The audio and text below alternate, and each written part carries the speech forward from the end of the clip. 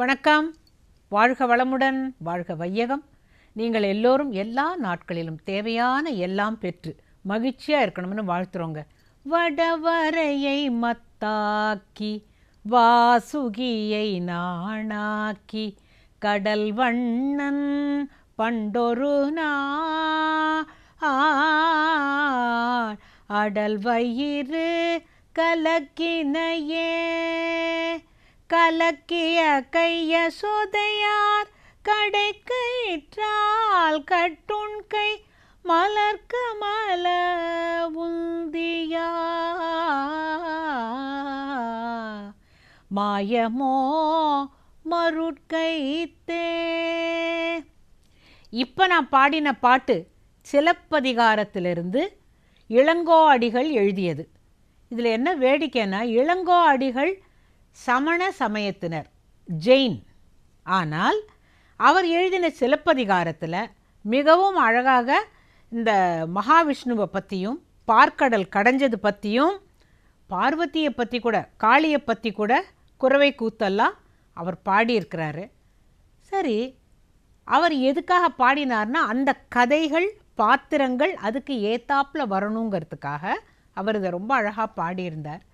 இது எந்த விஷயத்தை சொல்லுதுன்னா, வடவரையை மத்தாக்கி வாசுகியை நாணாக்கி, இது பார்க்கடல் கடைந்த விஷயத்தை சொல்லுது. நீங்கள் பார்த்தீங்கன்னாக்கா கம்போடியாவில் இருக்கிற அங்கோர்வாட் கோவிலில் இந்த பார்க்கடல் கடைந்த சமுத்திரமந்தன் அப்படிங்கிறத சிலையாக வச்சுருக்குறாங்க.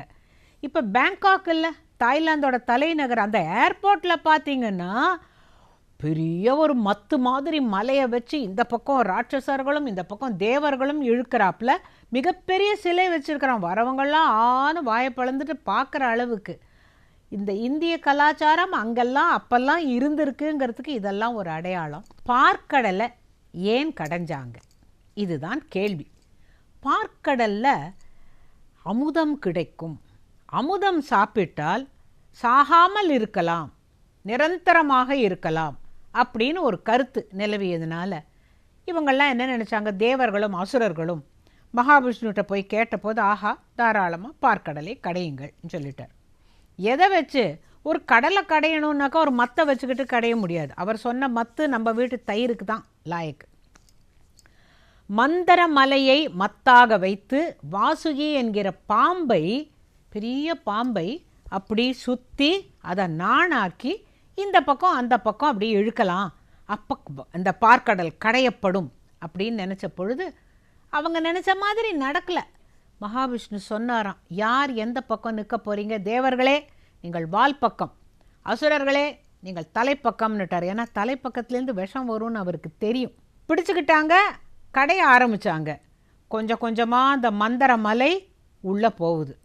ஏன்னா பார்க்கடலில் மிதக்கிற அளவுக்கு அதால் முடியாதே. அந்த நேரத்தில் மகாவிஷ்ணு ஒரு ஆமை உரு எடுத்து, முதல்ல மச்சாவதாரம் எடுத்தார், அவருடைய 2வது அவதாரம் ஆமை. ஆமையாக அப்படியே அடியில் வந்து இந்த பார்க்கடலில் அடியில் வந்து இந்த மந்தர மலைக்கு அப்படி தன்னோட முதுகலை தாங்கிட்டார். அது எங்கே அப்படின்னு நீங்கள் கேட்கலாம். அது ஏன்னா ஆமையோட ஓடு இருக்குல்ல, அது மிகவும் கடினமானது, அது வலிக்காது. ஆமையோட ஓடு இந்த பக்கம் மென்மையாக இருக்கும், ஆனால் ஓட்டு பக்கம் எவ்வளவு அடித்தாலும் கல்லால் அடித்தா கூட அதுக்கு வலிக்காது. ஏன்னா அவ்வளோ ரொம்ப ரொம்ப திக்காக இருக்கும். அது மேலே இந்த மந்திர மலை நின்ன உடனே ஈஸியாக சுழல ஆரம்பித்தது. நல்லா 2 பேரும் கடைஞ்சாங்க, இப்படியும் அப்படியும் கடைஞ்சாங்க, ஒன்றுமே வரல. அப்போ பரமேஸ்வரன் சொன்னார், ஒன்றுமே வரலையா கடலில்? அப்போ ஒரு காரியம் பண்ணுங்க, பிரம்மனை கூப்பிட்டு நிறைய ஔஷதிகளை போடுங்கள். அதாவது அதில் இன்னும் என்னெல்லாம் சேர்த்தால் பொருட்கள் வெளியில் வரும் அப்படிங்கிறது அவருக்கு தெரிஞ்சிருந்தது. அவர் சில ஔஷதிகளை போட்டு கடைய ஆரம்பித்தார்கள். கடைய ஆரம்பிக்கும்பொழுது ஒரு எப்படி இருந்திருக்கும் நீங்கள் இமேஜின் பண்ணிக்கலாம். ஒரு மத்தை வச்சு தயிரில் நம்ம இப்படி கடையிற போதே இவ்வளவு அலம்புறதும்பாங்க. அப்போ ஒரு பார்க்கடலை கடையும் போது எப்படி இருந்திருக்கும் இல்லை? அப்போ கொஞ்ச நேரம் ஆச்சு. அப்போ ஒரு எல்லா இடத்துலையும் ஒரு குளிர்ச்சியாக ஒரு உணர்வு வந்தது. பார்த்தா மூன், சந்திரன் முதல்ல வந்தது. சந்திரன் குளுமையாக ஒரு சுந்தர புருஷன் வந்தான், அவன்தான் சந்திரன். அப்புறமா வாருணி அப்படின்னு ஒரு தேவதை. அது என்னன்னு கேட்டால் இந்த மது கல் அதுக்கெல்லாம் அதிபதி. சுறாபானம்பாங்க, அதுவும் வந்தது. அப்புறம் 4 தந்தங்களை கொண்ட ஒரு ஐராவதம்ங்கிற வெள்ளை யானை வந்தது. அது வந்த உடனேவே ஜேஷ்டா அப்படி என்கிற மூதேவி வந்தாள். மூதேவி யார்? மகாலட்சுமிக்கு அக்கா. முதல்ல வந்ததுனால மூத்தவள். அவள் கொஞ்சம் பார்ப்பதற்கு சுமாராக தான் இருப்பாள். சுமார் இல்லை, நல்லாவே இருக்க மாட்டாள். ஆனால் அப்படி சொல்கிறது கஷ்டமாக இருக்குது. சுமாராக இருப்பாள், அழகெல்லாம் கிடையாது, கொஞ்சம் ஒரு மாதிரி இருப்பாள். அவளும் வந்தாள். அவள் எதுக்கு தலைவின்னா சோம்பேறித்தனம், எதுலேயுமே உருப்படாத காரியம், தரித்திரம், அந்த மாதிரி இருக்கிறதுக்கு அவள் தான் தலைவி. சரி, அவளும் வந்தாள். அதுக்கு பிறகு மகாலட்சுமி ரொம்ப அழகுன்னா அழகு, அவள் செல்வத்துக்கு அதிபதி, அவளும் வந்தாள். அப்புறம் உச்சைஸ்ரவஸ் அப்படிங்கிற ஒரு வெள்ளை குதிரை வந்தது. அப்புறம் காதணிகள் வந்தது. அது இந்திரனுடைய அம்மா அதிதிக்கு கொடுத்துட்டாங்க. ஸோ ஒன்றொன்னா கொடை ஒன்று வந்தது. அப்புறமா லக்ஷ்மி வந்த பிறகு லக்ஷ்மியை தொடர்ந்து ரம்பை, மேனகை போன்ற நடன மாதர்கள் வந்தாங்க. அப்புறம் நிதிகள் வந்தது. சங்கநிதி, பத்மநிதின்னு 2 திவ்ய புருஷர்கள் வந்தார்கள். இவங்க தான் குபேரனுக்கே பணம் தரவங்க.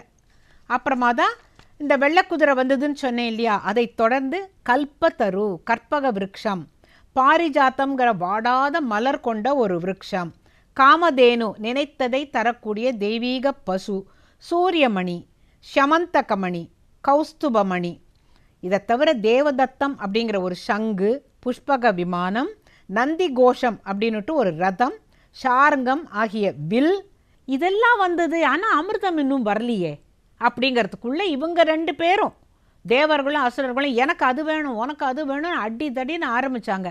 ஆனால் அசுரர்கள் ரொம்ப கிளியராக இருந்தாங்க. ஏய், நமக்கு எதுக்குடா இந்த உச்சை ஸ்ரவஸ்ங்கிற குதிரை, அது யாராக எடுத்துக்கிட்டோம், ஐராவதம் இந்திரன் எடுத்துக்கிட்டோம், இதெல்லாம் அவங்களே எடுத்துக்கிட்டோம், நமக்கு அமிர்தம் மட்டும்தான் வேணும். அதாவது அவங்களுடைய குறிக்கோளில் அவங்க ரொம்ப கரெக்டாக இருந்தாங்க. இவங்க தான் அடிதடியெல்லாம். ஷார்ங்கம்ங்கிற வில்லு நாராயணர்கிட்ட, ஸ்ரீதேவி வந்தவள் நாராயணனுடைய மார்பில் அமர்ந்து கொண்டாள். அந்த தேவதத்தம்ங்கிற சங்கு மகாவிஷ்ணுக்கு போச்சு. இப்படி எல்லாம் ஒன்று ஒத்தொத்த கொடுத்தாச்சு. ரம்பை, திலோத்தமை அவங்கெல்லாம் தேவலோக மாதர்கள் அங்கே போயிட்டாங்க. சங்கநிதி, பதுமநிதின்னு 2 திவ்ய புருஷர்கள் ஒரு நாளைக்கு நிறைய நிதியை தரக்கூடியவங்க குபேரன் கிட்ட இருந்தது. குபேரன் கிட்ட இருந்தால் என்ன, மகாலட்சுமி கிட்ட இருந்தான 2 பேருமே நீங்கள் படம் பார்த்துருப்பீங்க. அதில் மகாலட்சுமி இருப்பா, கூடவே குபேரனும் இருப்பாள். செல்வம் தரக்கூடியவள் மகாலட்சுமி அப்படிங்கிறதுக்காக தான்